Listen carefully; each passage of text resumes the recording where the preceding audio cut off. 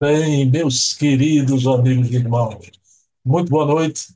Estamos aqui, como acontece, todo primeiro sábado do mês, um programa Leon Denis, o apóstolo do Espiritismo. E nos últimos episódios, eu e o querido Charles Kemp, presidente da Federação Espírita Francesa, parceiro aqui do nosso programa, do nosso canal, eu e Charles Kemp, a gente vem conversando sobre Joana d'Arc, tá? Sobre sua gloriosa missão e sobre o lançamento em Paris da obra A Verdade de Joana d'Arc, que se transformou depois, né, houve uma mudança no título para Joana d'Arc Médium. E alguns episódios a gente traçou aqui, não é, um mosaico, não é, da vida de Joana d'Arc. Então, um retrato psicológico notável, né? Agora, hoje, vejam bem, programa muito especial, porque a gente vai ver aqui na pesquisa do Gaston Luz, na obra do Denis, o aspecto físico da Pucella de Dom Remy. A gente vai ver o aspecto moral da grande médium francesa, médium e heroína. E, por fim, a sua postura ante o Tribunal do Santo Ofício, no seu julgamento. Então, é um programa imperdível. Eu assistiria até desencarnado, né? E o Charles Kemp, com essa calma, né? Revelando e denotando sabedoria. A fala do Charles Kemp é escorreita, tranquila, não é? Abordando com muita lucidez e bom senso as questões, né? E ele é uma alma francesa, um espírito reencarnado no corpo de um francês. Então, junta tudo, né? Então, a sintonia de Charles Kemp com a Pucella de Dom Remy, a donzela de Dom Remy, Joana d'Arc, é um vínculo de gratidão, como todo francês tem por Joana d'Arc. Então, pessoal, vamos lá. Pé na tábua aqui, a gente vai dar o passo inicial para o nosso programa, sempre elevando o pensamento a Deus. Então, vamos elevar o pensamento ao nosso Pai de bondade infinita, amorável e bom, e agradecer por todos esses registros que ficarão de forma indelével nesse caleidoscópio que é o nosso canal de fontes primárias, de memória, historiografia, para aqueles que virão no futuro compulsarem saber a história desses vultos notáveis que por aqui a cada semana passam.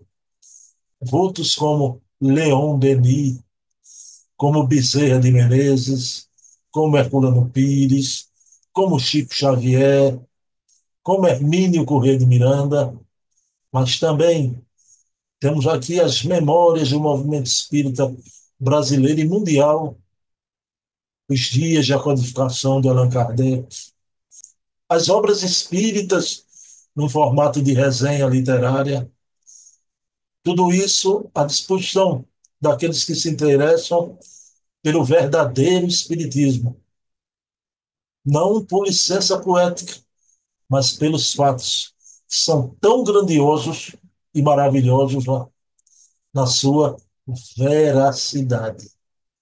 Então, pedindo permissão a Jesus, a quem tudo devemos, iniciamos o nosso programa da noite de hoje. Pessoal, 2 minutinhos, vou colocar aqui o querido Charles Henrique Kep para conversar conosco. Você está nas estrelas aí, né? Pois Saturno, é é, isso? pois é. Mas isso aqui é minha aura que ilumina, viu? Os raios do meu corpo espiritual. Certo. Isso pode ser Joana d'Arc, não Bruno, viu? Pois é. Boa. Ô, Eu Charles, continuo com minha bibliotecazinha. Inclusive, esse lado aqui preciso arrumar um pouquinho. mas isso aí tem muita luz também. Não tem nada mais luminoso do que É, livro. Vamos lá. Pronto, meus queridos amigos e irmãos, já estamos aqui com Charles Kemp para mais um programaço Leon Denis, o apóstolo do Espiritismo. Charles Kemp, boa noite, tudo bom, meu amigo? Boa noite, Bruno. Tudo bem, graças a Deus. Tudo bem. Espero o mesmo com você, e também com todas as pessoas que nos assistem. Charles Kemp, me diga uma coisa, né? Você está de máquina nova, né? De computador novo, né? E o Charles Kemp ficou num dilema se comprava um computador do americano, né? Dos Estados Unidos ou de Taiwan. Comprou um de Taiwan, mas Charles, você estava me mostrando aqui, o Charles, para onde vai, a Câmara acompanha ele, é uma coisa de primeiro mundo, né? Gente fina é outra coisa. Como é que é isso aí, Charles? Eu sei lá, nem descobri tudo ainda, né? Porque mudou já o sistema, né? Que o meu computador, o antigo tinha tinha 10 anos, né? Então ele não pegava mais não ia pegar o novo Windows e esse atual, né? Daqui a pouco não vai ter mais manutenção, né? E também o outro estava bastante lento, né? A gente ouvia o ventilador, sabe? O processador lá com 90, 80, 90%, né? E esse agora está bem mais folgado, mas por outro lado ele traz recursos assim um pouco bastante surpreendentes, né? Ajustando, por exemplo, né? O zoom e a posição da pessoa na tela e inclusive adaptando também a luminosidade, né? Colocava uma roupa preta, tinha o rosto muito claro, né? E colocava uma roupa branca, tinha o rosto escuro. Aqui não, ele regula no rosto. Né? São essas coisas da tecnologia que nos ajudam na realidade, né? Bom, pessoal, está aí explicado essa disputa toda, né, por Taiwan. Dizem que a China quer invadir Taiwan, o americano não quer que a China invada. Olha aí que a coisa faz sentido aí, né? Não, mas eu realmente, bom, a gente não pode ligar para o Trump e dizer pare com tuas besteiras, né? Mas a gente pode fazer coisinhas assim ao nosso nível, né? E como o dinheiro está na base de tudo, né, principalmente para eles, é só agir um pouquinho nesse sentido, né, que no instante eles vão se acalmar, né? Mas, Charles Kemp, E sejamos Deus queira, justos. né? Nem Trump, mas nem que a China invada Taiwan também, né? Pois é, depois da Segunda Guerra Mundial, houve inclusive uns tratados internacionais estabelecendo alguns princípios que parece que tem pessoas hoje que estão esquecendo esses princípios, né? Por exemplo, a gente não pode aceitar o princípio, né, de que uma nação, né, pela violência, adquire ou se apossa de parte ou todo o território de uma outra nação menor ou mais fraca, né? Porque se a gente admite esse princípio, ninguém solta mais a coisa. Todo mundo vai querer, né? Um vizinho pequeno, a gente volta para o século XIX, né? Napoleão, sei lá o quê, né? Ou até no século XX, né? Com o nazismo. São princípios que a gente, sinceramente, né, não deve aceitar. E Joana d'Arc, que a gente vai falar hoje, qual foi o papel dela, né? Se não fosse Joana d'Arc, talvez eu estava aqui falando inglês, né? E a espiritualidade quis manter a diversidade pelo mundo, manter anglo-saxônicos, manter também pessoas mais latinas, porque é nessa diversidade que se faz a riqueza, né, da humanidade, né? É na diversidade que a gente se complementa uns aos outros, né? Que a gente consegue progredir melhor. Então, é isso que a gente precisa realmente seguir e não um querendo aí impor sua maneira de ver no restante do mundo. Esses princípios, para mim, são contrários, né, Perfeito, perfeito, essas leis básicas de evolução da humanidade. perfeito. Então, Trump cuide da América e o chinês cuide lá de Beijing, que já é, né, a capital lá, Pequim, e um país imenso. Eu tenho muitos amigos chineses e americanos, eu gosto muito deles, né? Mas, bom, tem que ficar assim, né? Essa amizade na diversidade, né? Que enriquece. Charles, quando eu liguei para você, tá, essa semana, para marcar o tema, a gente ver a pauta do programa. Você tinha acabado de chegar de viagem, né, Uhum. Charles? Charles viajou aí pela França. Me diga uma coisa, meu amigo, porque teve um apagão essa semana, Espanha, Portugal, dizem que um pedaço da Alemanha e alguma região aí da França, né, em algum momento. Charles, o apagão não chegou em você. E o que é que foi que houve? Qual é a tua explicação para esse apagão aí na Europa, Charles? Eu trabalhei um pouco justamente nas centrais elétricas, né? O apagão foi segunda-feira, então, né, atingiu a Espanha e Portugal. Logo falaram, não, houve um ciberataque, houve isso, houve aquilo, mas, bom, não se, nunca se tem, tem que esperar eles agora terminar o inquérito, né? Mas o que a gente sabe, né, e isso é conhecido desde muito tempo, é que as fontes alternativas de energia, como eólica ou solar, elas não têm inércia mecânica, né? E que quando o percentual de produção dessas fontes alternativas de energia aumenta, a rede como um todo fica muito instável, né? E isso é conhecido há muito tempo, né? Porque as turbinas hidráulicas, como vocês têm no Brasil, ou turbina a vapor, ou até turbina de uma central nuclear, tem inércia, né? Mesmo que tenha instabilidade, né? Aquela inércia vai contribuir para manter a estabilidade da rede, né? Então, deve ser isso, né, um dos fatores, né, e o outro fator será provavelmente, né, a falta de manutenção ou de renovação de equipamentos nas linhas de transmissão na Península Ibérica. Ah, bom, é assim que o ser humano aprende, não é? A gente tem problemas, estuda, vê as causas e depois, pronto, vamos tomar as medidas para evitar que isso se repita, né? O progresso da humanidade se dá assim, né? Houve uns problemas em outros países, né, que foram bem identificados, né? E até quando eu trabalhava, a gente fazia equipamentos especiais, né? Compensadores síncronos, né, para os engenheiros, que estavam ali justamente no meio dos painéis solares para dar mais estabilidade no sistema, né? Uma espécie de um gerador que fica girando, compensando também o ativo e o reativo, e até com o volante de inércia, né, para evitar essas dificuldades, esses problemas. Bom, Charles Kemp, veja bem, eu queria trazer aqui uma conversa que eu tive com você também, e me permita, porque as conversas particulares com Charles Kemp sempre são muito instrutivas, né? Muito instrutivas. Charles, eu não sei se é um preconceito.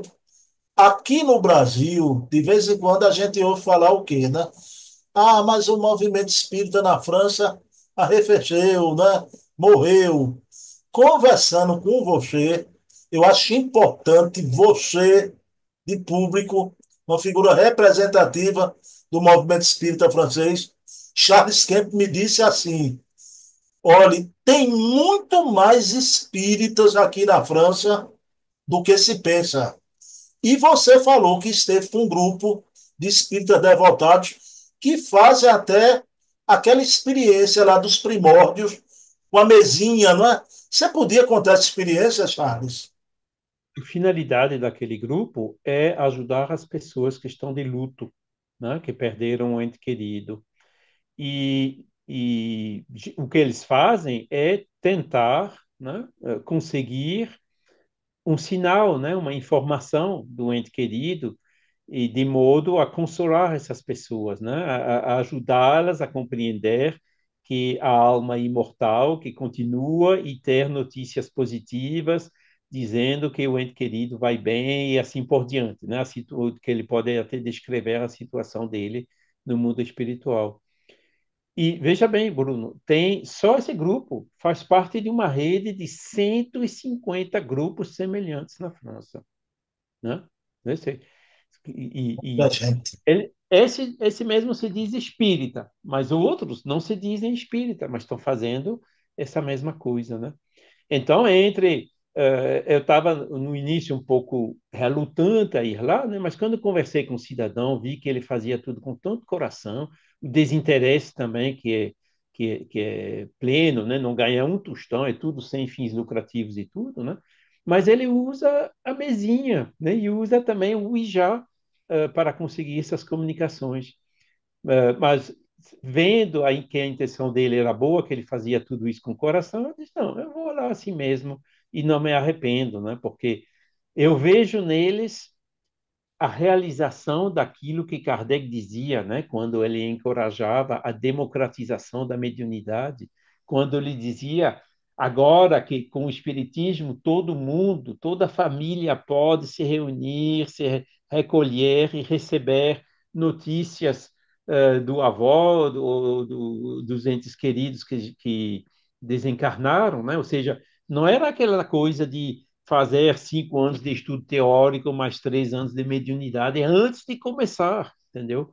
Não, ok, tá aí as precauções e tudo mais, né, que estão bem claras também, explícitas, né, mas permitindo que as pessoas encontrem a consolação. E eu vi várias pessoas, né, que tinham um filho, morreu, né, em condições dramáticas e tudo mais, perder um filho é muito difícil, né? Mas com um sorriso, porque sabiam que ele estava aí, sabiam que ele estava bem, e de vez em quando recebia notícia dele. Mesmo que fosse lá pela mesinha ou pelo Ouija, essas pessoas estavam felizes. Não é isso o papel do Espiritismo, né? Consolar? Né? Kardec, não, ele mesmo não começou na casa do seu Fortier, lá, vendo uma mesa se mexer, né? E o Leon Denis não escrevia no Invisível, né, como a gente falou algumas semanas atrás, que para saber se você é médium, tenta com a mesa no início, né? Claro, com a advertência, uma vez que você começar a receber comunicações mais longas, aí tem que deixar a mesa, tem que se juntar num grupo, usar meios mais práticos para continuar, né?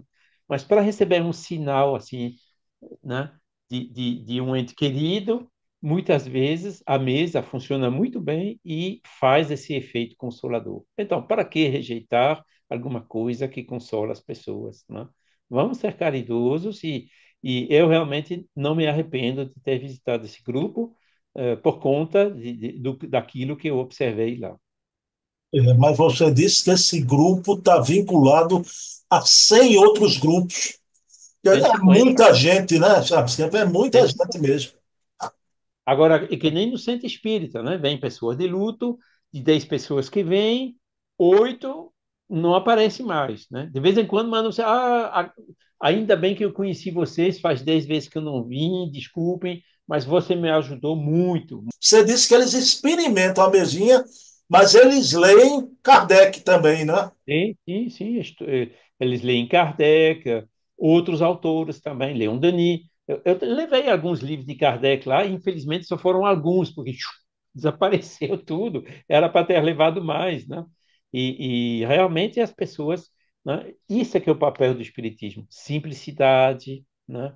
Intimidade do lar, da família, né? E sem elitização, né? Porque eu conheço outras pessoas espíritas, né? Daqui ou brasileiros que estão aqui, né? Ouve falar da mesa, ele sai correndo. Não, isso não vale nada. Não, tem que ir lá. Tem caridade lá. Caridade não vale nada? Vale. Então vamos ser um pouco mais abertos, né? Perfeito, Charles Kemp. Bom, meu amigo, vamos agora. Charles, programa é baseado na pesquisa do Gaston Luz, né? Hum? Leão Denis, o apóstolo do Espiritismo. E alguns episódios a gente tem trazido aqui a figura de Joana d'Arc, porque o Gaston Luz, nas suas pesquisas, conta tudo sobre o lançamento da obra A Verdade de Joana d'Arc, que mudou o título para Joana d'Arc Médium, pelo próprio Leon Denis. Charles Kemp, você essa semana anunciou, isso foi para as redes sociais, que a gente ia ver o aspecto físico da Pucella, o aspecto moral e a sua coragem ante o tribunal do Santo Ofício. Charles, eu vou pedir a você, por favor, porque a descrição que o Gaston Luce traz da obra do Leon Denis é tão bela que eu não quero me atrever a faltar alguma palavra, não é? Você permite, eu vou ler tanto o aspecto físico, volto para você, depois o aspecto moral e a parte do Santo Ofício, Charles Kemp está no computador aí também, com o texto aberto. Deixa eu colocar aqui para o pessoal todo ver o texto. 2 minutinhos. Pronto, meus queridos irmãos, já está o texto. Grande na tela para todo mundo acompanhar. Primeiro, vamos ver o aspecto físico e eu volto para conversar com Charles Kemp. Então, começando a leitura, reunindo alguns fragmentos de documentos escritos que chegaram até nós, Leon Denis conseguiu nos apresentar, aos poucos, uma imagem verossímil, bem viva da heroína. Quanto ao físico, temos a seu respeito dados bem precisos. Ela era bonita e bem feita de corpo, robusta e incansável, tendo boa aparência sobre as armas e um ar risonho e olhos fáceis para as lágrimas. Os lances do processo nos dizem que seus cabelos eram negros, curtos, em forma de tigela, de modo a formar sobre sua cabeça uma espécie de calota, semelhante a um tecido de seda escura, vestida toda de branco, menos a cabeça, trazia na mão uma machadinha e montava um corcel negro. É como nos aparece Joana, segundo as descrições da época. Ao demais, possuía uma elegância de maneiras e uma distinção natural de fazer admiração aos senhores e damas da corte. Antes da gente ir para os escultores, Charles Kemp, eu quero voltar para você, que moça bela, né, na face, no corpo, como diz Leon Denis, bem feita de corpo, elegante, fina, o cabelo de tigela, né? Formato de Jovem, né? tigela. 18 anos. O que é que você acha disso? Verdes anos, né, Charles Kemp? Pois é. Bom, são as descrições que vieram, né? Tanto dos militares que andavam ao lado dela, de outros, né? Durante o processo, né? Essas descrições que vieram dos documentos é que são. Era uma mocinha de 18 anos, né? Com os cabelos um pouco que nem Cleópatra, aquele cabelo curtinho e pronto, né? São essas imagens que a gente costuma ver, né? Quando vê uma imagem de Joana d'Arc. Me diga uma coisa, Charles, né? Eu confidenciei a você que a única coisa que eu não gosto muito em Joana é o cabelo. Mas você fez um apontamento interessante. Aquilo ali servia de autodefesa também para ela, Charles. Ela não podia ter cabelo longo, né? Ou então tinha que prender o tempo todo, né? Aquele cabelo simplesinho assim era mais prático, né? Porque quando ela estava lá libertando o Orleão e tudo mais, não tinha muito tempo para prender o cabelo, fazer coisa assim, não, né? Tinha que ser um corte mais prático, né? E provavelmente ela usava esse tipo de corte, né? Antes mesmo, né? De partir de Dom Remy para cumprir com a missão dela. E também ele diz, né, que ela tinha jeito, né? Se ela chegava lá, né, quando o rei estava não era Tours, era outra cidade, né, que ela foi se encontrar com ele lá, e ela passava, né? Era aceita, né? Ela não entrou que nem uma camponesa, entendeu? Ela tinha um jeito e as maneiras, né, que ela trazia provavelmente de encarnações passadas, né? E Agora, também, né, o porte no cavalo, né? Ela montava o cavalo e era excelente naquilo, inclusive a resistência física, né? Porque essas armúrias era pesado, né? O machado, não sei que tamanho era, né? Mas a espada, coisas de cada vez de 10, 15 quilos que você não manuseia assim sem ter um mínimo de força, né? Então ela reunia realmente todas essas disposições físicas, né, que a espiritualidade com certeza deu a ela, né, para que ela pudesse cumprir com essa missão. agora, Charles, no terceiro momento aqui, a gente vai compreender, por causa dessa descrição, Joana sendo muito bela e bem feita de corpo, claro que despertou naqueles homens brutos, animalizados, já, a lascívia. A lascívia também, porque era uma menina muito bela e virgem, né? Mas vamos agora para os escultores, e Charles Kemp trouxe um presente aqui. Pessoal, que a gente vai ver agora é graças a Charles Kemp, viu? Não está na pesquisa do Gaston Luz. Vamos ver aqui. Charles, continuando, de todos os pintores e escultores que tentaram reconstituir sua imagem, apenas Barriat e Antonin Messier agradaram a Leon Denis. Os outros, por ignorância ou falta de compreensão, fracassaram totalmente. Então, Leon Denis, esses dois grandes escultores, Barriat e Antonin Messier, agradaram muito nas suas esculturas, demonstraram o porte de Joana. Charles Kemp mandou algumas fotografias. Charles, eu vou trazer aqui para os nossos amigos. São fotografias de esculturas, mas são as esculturas que a gente vai ver aqui. Charles Kemp, eu vou deixar para você, mas parece que a primeira escultura é a única de Barriat. É essa aqui, Charles Kemp.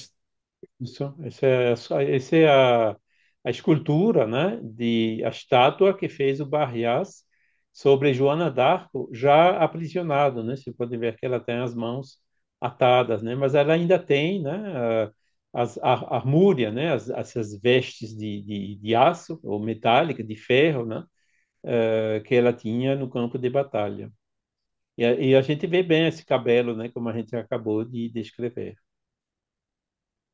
Charles, essa é a única escultura do Barriat que a gente vai mostrar. A gente vai mostrar agora algumas de Antonin Messier e até outras que o Charles não identificou de quem seja, mas é importante. Charles, e esta aqui é de Antonin Messier. Isto é uma estátua que está lá na cidade de Toulouse, né? Que representa Joana, né? No cavalo com o estandarte, né?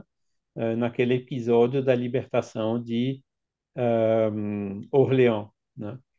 E Leon Denis, porque o artista, né? Ele vai buscar a inspiração, né? E Leon Denis ele diz no livro que eles realmente parece que conseguiram se ligar ou se projetar naquela época para fazer essas reproduções mais fiéis, né, de Joana e que coincidem com as descrições que foram encontradas nos textos antigos. E esses que fracassaram são esses que usaram mais o lado mental deles do que a inspiração. Perfeito. Charles, essa aqui também é de Antonin Messier. É a mesma do outro ângulo, né, daquela estátua lá em Toulouse, né, é um cartão postal mais antigo, né, que mostra ela. E tem uma outra também, né, que pronto, aqui a gente De vê baixo para cima, né? isso com iluminação um pouco mais assim, né, com menos sombra, né, nela, né, e no cavalo. E esse Antonin Mercier parece que fez outras também, não tenho certeza absoluta, né, nas seguintes, que é bem do Antonin Mercier, Isso aqui eu achei a mas mais bela de todas, viu, Charles? é, Belíssima. essa também é bonita, né? Agora, o que que simboliza essa coroa que ela tem na cabeça, né? Talvez seja também alguma coisa que o, o artista extrapolou aí nesse caso. E de vez em quando há uma exposição assim de esculturas, estátuas de Joana d'Arco lá onde ela nasceu, né? No memorial dela. Tem algumas outras, E isso. aqui, Por exemplo, aqui a gente já vê ela com o cabelo mais longo, né? Mas que provavelmente que não corresponde com as descrições. E, enfim, quer dizer, são muitas. E aqui a gente encontra outra, né? Que mostra já com o cabelo novamente como foi descrito, né? E ela com aquela espada, né? Aquela espada que ela conseguiu, né? Encontrou, porque estava perdida aquela espada, né? Lá no túmulo do, não me lembro agora mais o nome de quem era, né? De um salvador da pátria na França, de uns 2, 3 séculos antes dela. Bom, Charles Kemp, então, voltando para conversar com você. Bom, Charles Kemp, então, está aí com essas esculturas que tanto agradaram a Leon Denis, a do Barriat e as de Antonin Messier.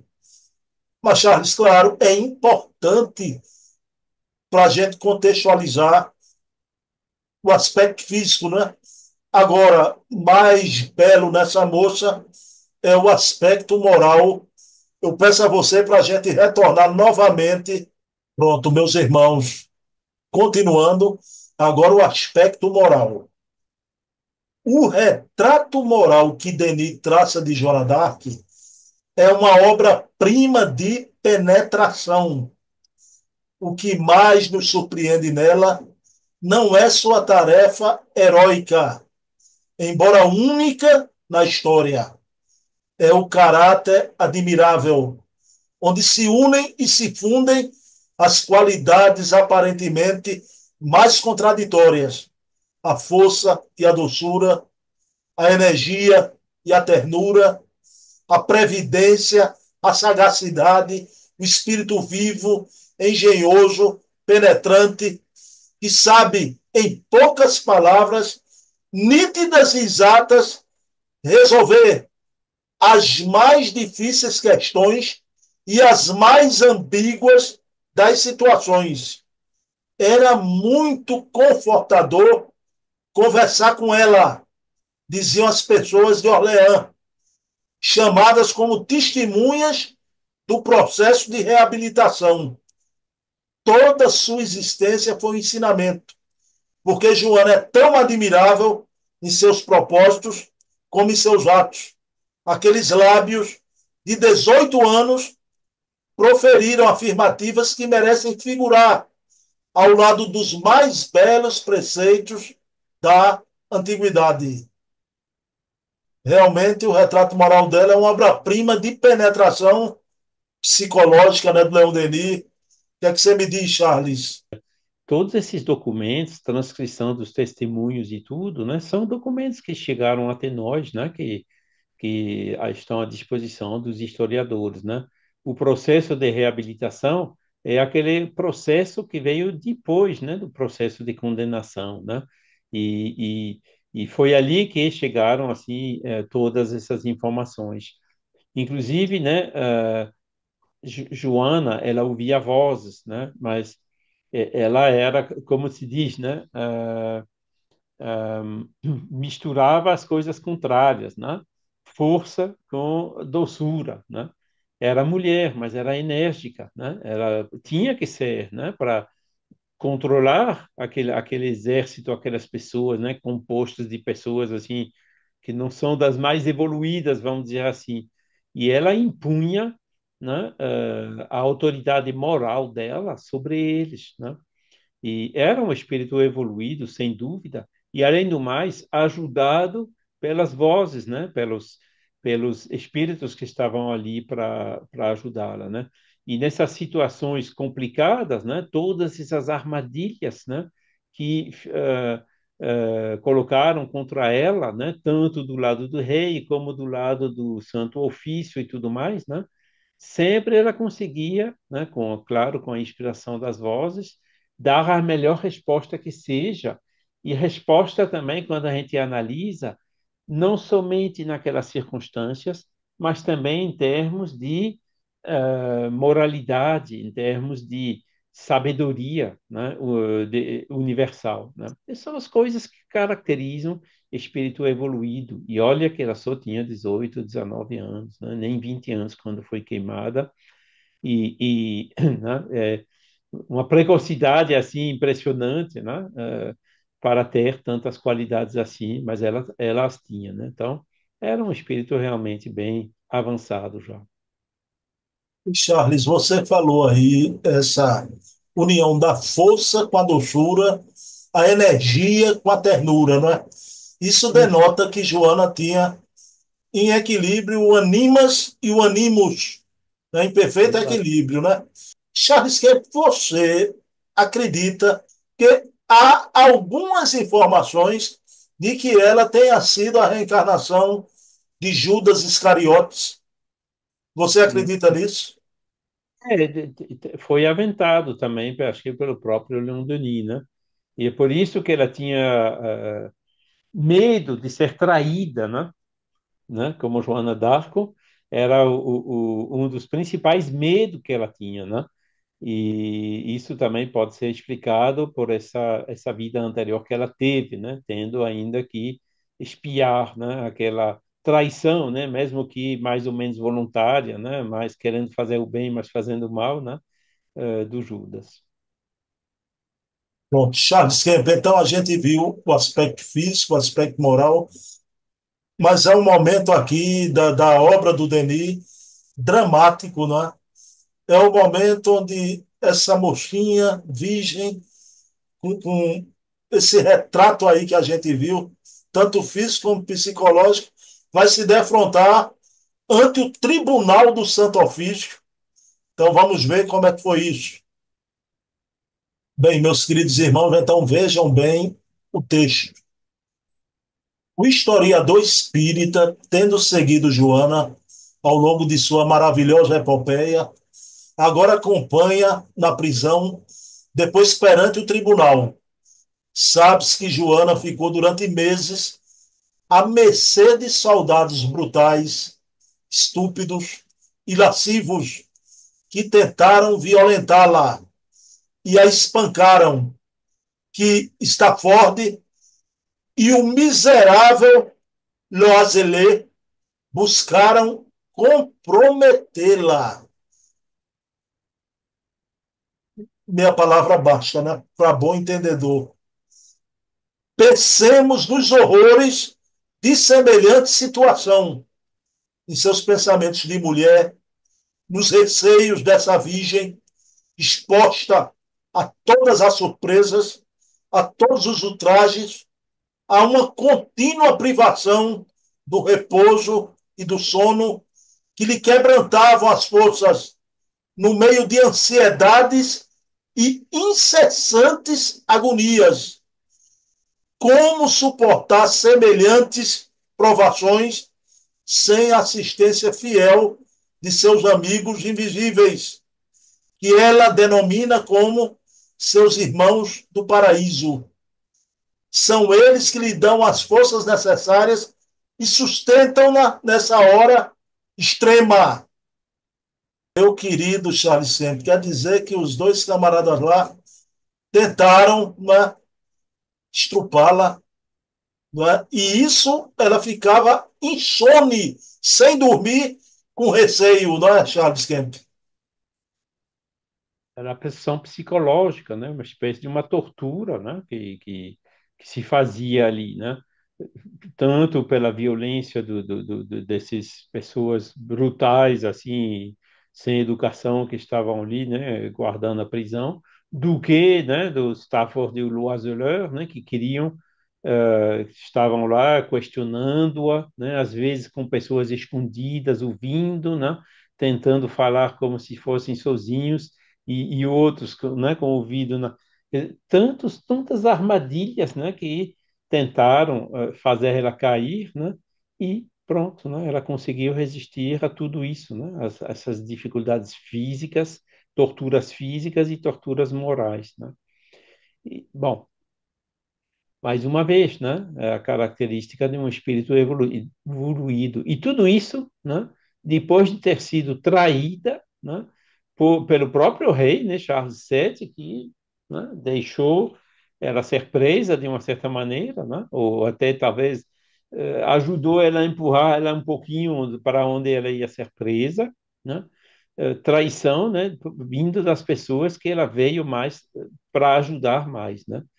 Então, imaginem, para a gente se colocar, né, 18 anos, né, na situação de uma moça assim, passando por tudo isso, né?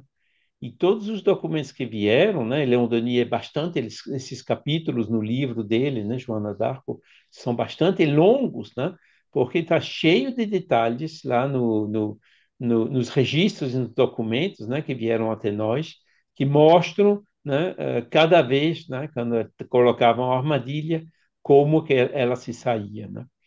Isso não me deixa de lembrar a Jesus, né? Que os fariseus e outros também colocaram armadilhas, né? Por exemplo, diante da mulher adúltera, né? Ou ele contrariava a lei, né?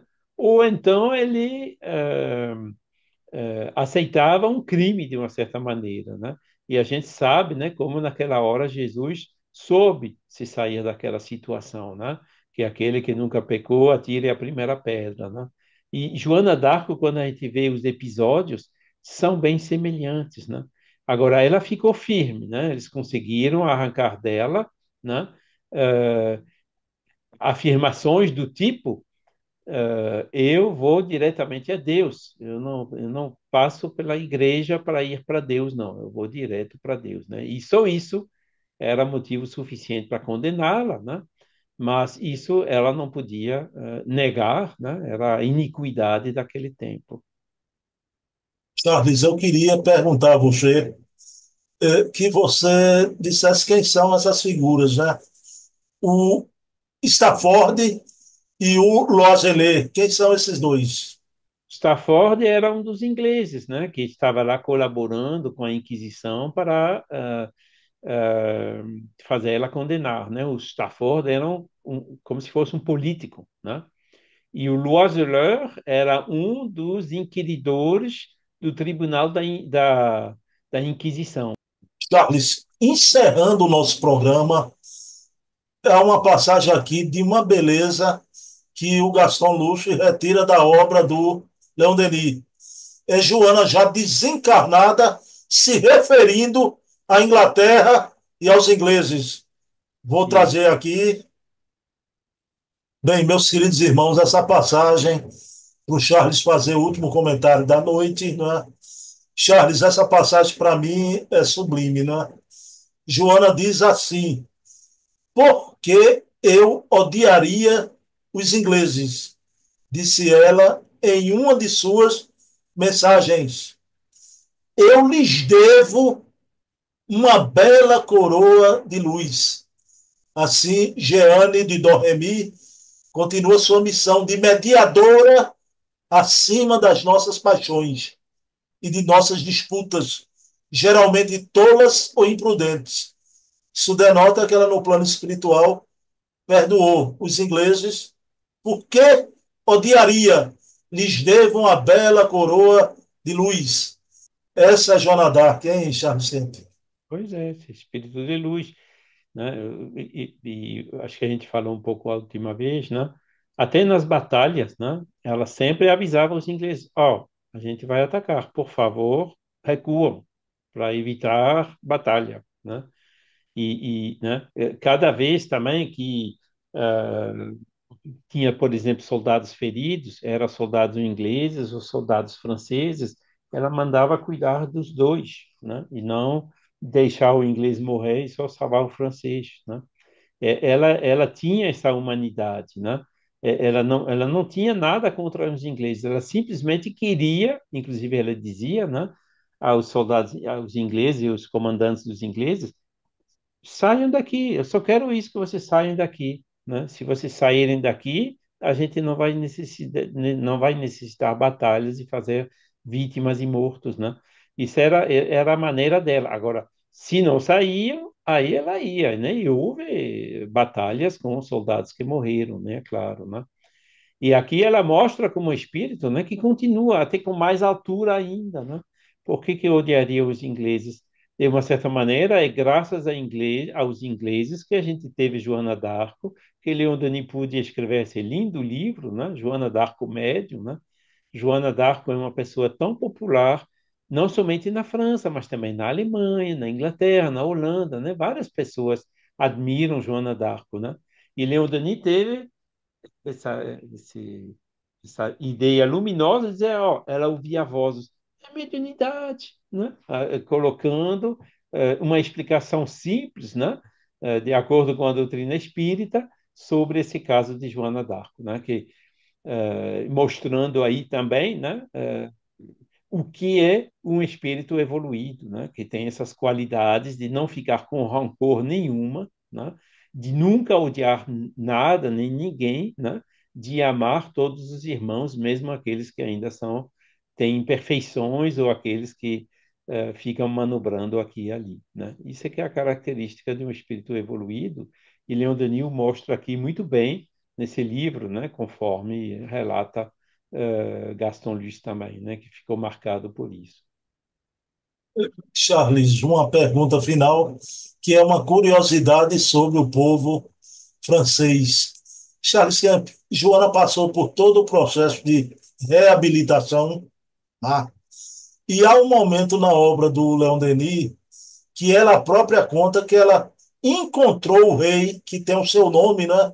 O Charles VII, no plano Isso. espiritual, e ela disse a ele assim, né? A nenhum me foi tão difícil perdoar como a ti. Ela disse isso a ele. A nenhum foi tão difícil.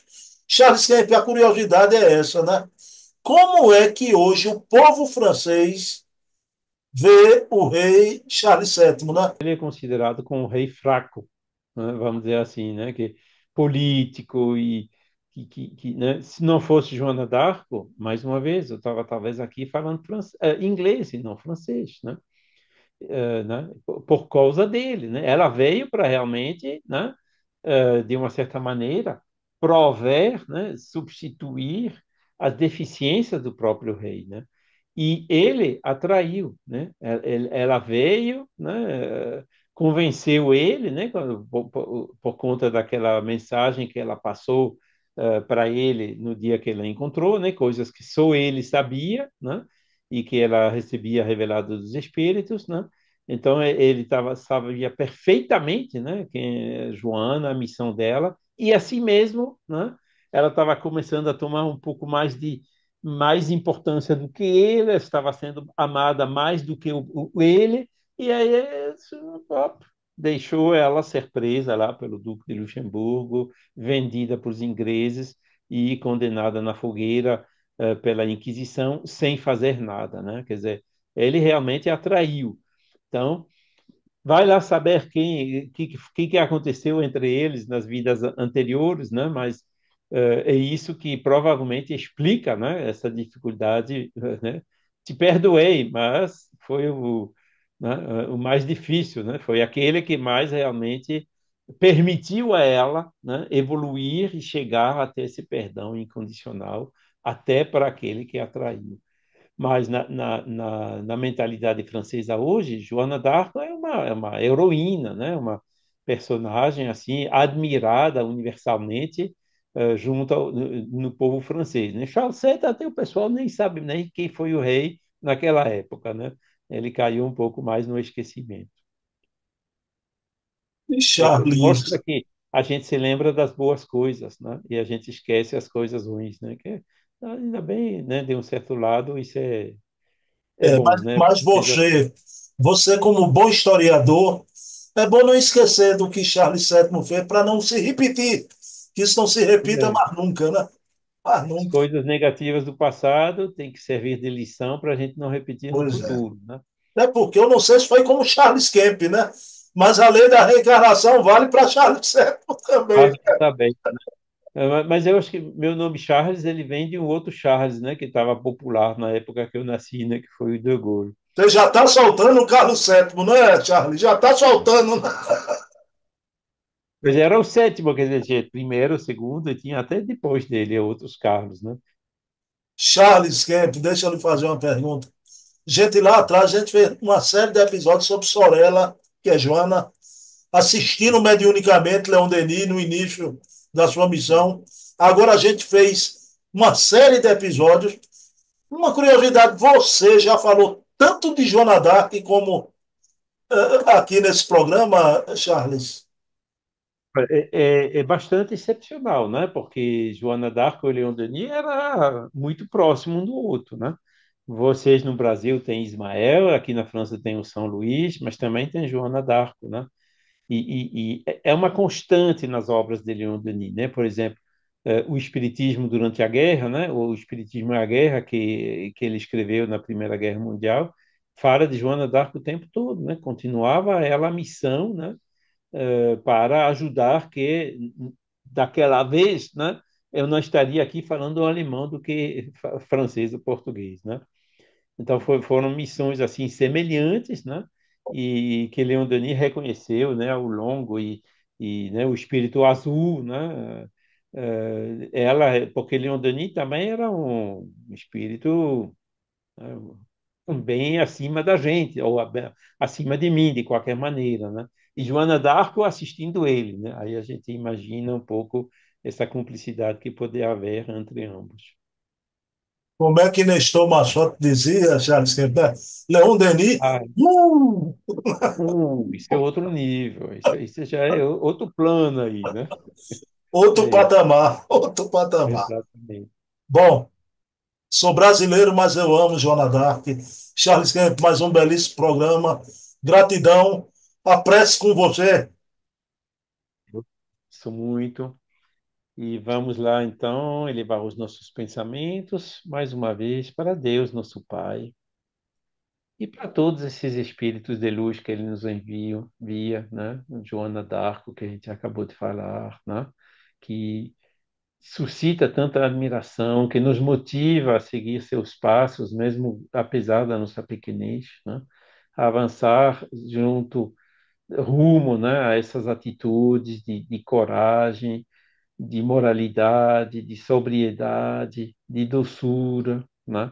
Para que a gente possa avançar, compreender melhor essas leis naturais, que são a chave, né? Para que a gente possa se harmonizar com elas e assim caminhar rumo à nossa felicidade.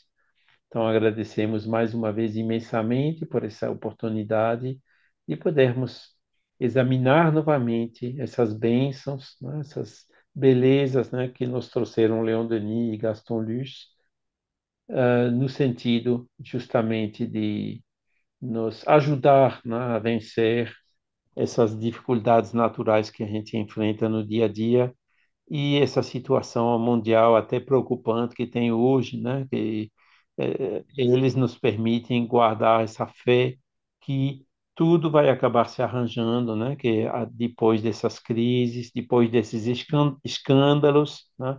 As consciências acordarão, né? E que o nosso mundo caminhará mais firme rumo a esse mundo de regeneração. Muito obrigado, Bruno, e também por seu trabalho de divulgação e muita paz a todos.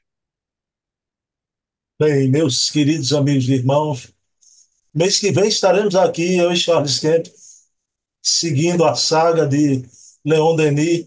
Quero dedicar esse programa ao espírito imortal da minha mãe, Eva, não é? Charles Kemp, merci beaucoup. Tudo de Sim, a bom, tua. viu? Você é o Charles que vale a pena lembrar, viu? De coração. Vai cair no esquecimento também um dia, mas tudo bem. Mas, por enquanto, a gente tenta avançar, fazer trabalho de formiguinha. Bom, não sei de quem. No meu esquecimento não vai ter. Na minha memória, você vai ter um lugar sempre. Um abraço, Obrigado. Charles. Tudo de bom. Tudo de bom.